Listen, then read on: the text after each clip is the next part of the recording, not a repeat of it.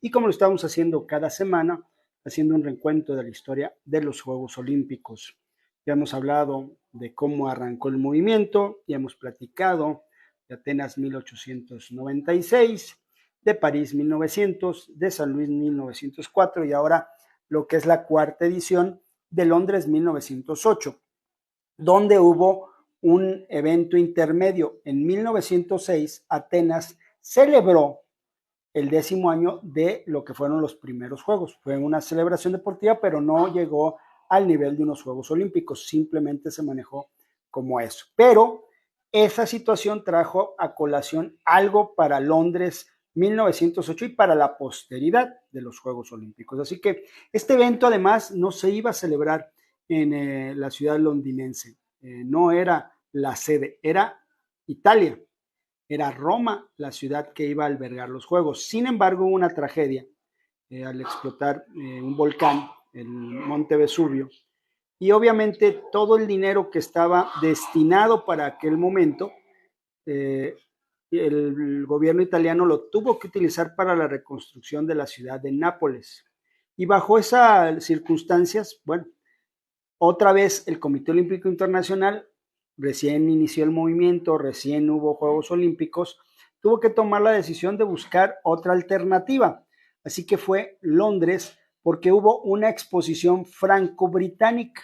Otra vez por terceros Juegos Olímpicos consecutivos, fue un evento dentro de otro evento.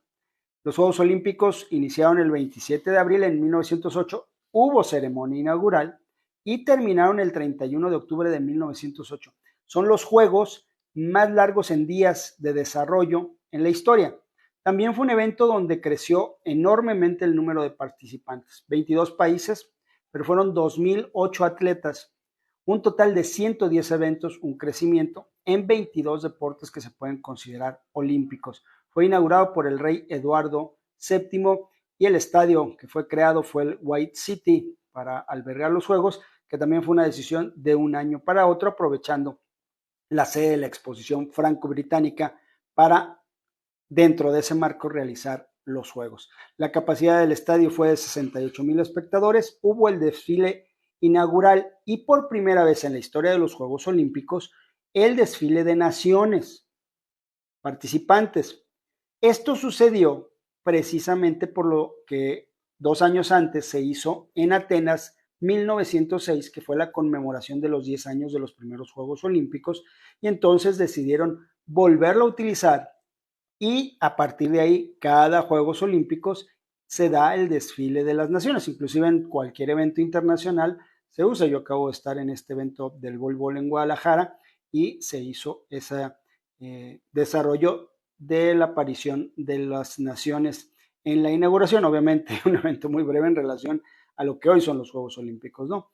Imagínate con 22 países, pues no duró mucho, no tardó mucho esa parte de la inauguración. Este evento tuvo varios inconvenientes, hubo gente que obviamente tuvo situaciones negativas, como la cuestión de los irlandeses y de los finlandeses que no quisieron desfilar bajo la bandera británica los primeros y la bandera rusa los segundos.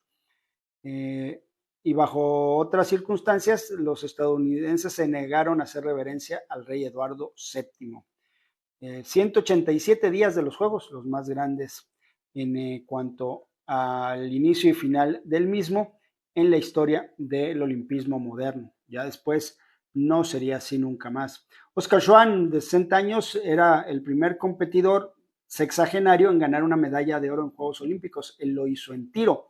Creo que hay algún deportista más longevo en conseguir una medalla, pero en el caso de oro, Schwan a los 60 años es el hombre con mayor edad que tiene un oro olímpico. También hubo unos asuntos interesantes en la lucha grecorromana. Martenson y Maurice Anderson se iban a enfrentar. Martenson permitió que se recuperara Anderson de una lesión, que finalmente Martenson fue el ganador. Ray Embry ganó el salto de altura y por primera vez un deportista en la historia de los Juegos Olímpicos había ganado 8 medallas de oro en eventos individuales en diferentes Juegos Olímpicos.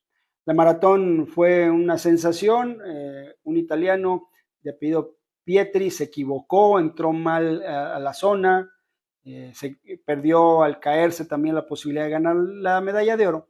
Y bueno, la reina Alejandra le regaló la Copa de Oro gracias a su esfuerzo. Algunos dicen que ahí se alargó los 125 metros de los 42 kilómetros para que la meta estuviera justo enfrente de los reyes. ¿Cuáles fueron los deportes que participaron? Fíjense, hemos hablado del deporte motorizado que no entra en el actual movimiento olímpico, pero además del atletismo hubo bote motorizado, o sea, hubo una prueba motorizada en Juegos Olímpicos en Londres 1908.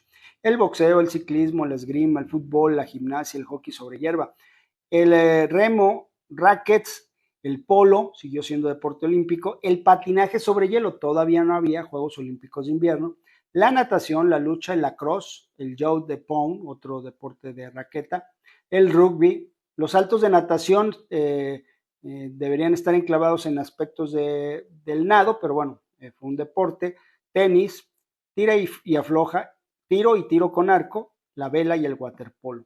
¿Qué países participaron? Bueno, fueron Alemania, Argentina, Australasia, Austria, Bélgica, Bohemia, Canadá, Dinamarca, Estados Unidos, Finlandia, Francia, Grecia, Hungría, Italia, Noruega, Países Bajos, Reino Unido, Rusia, Sudáfrica, Suecia y Suiza, o sea, el anfitrión, el Reino Unido.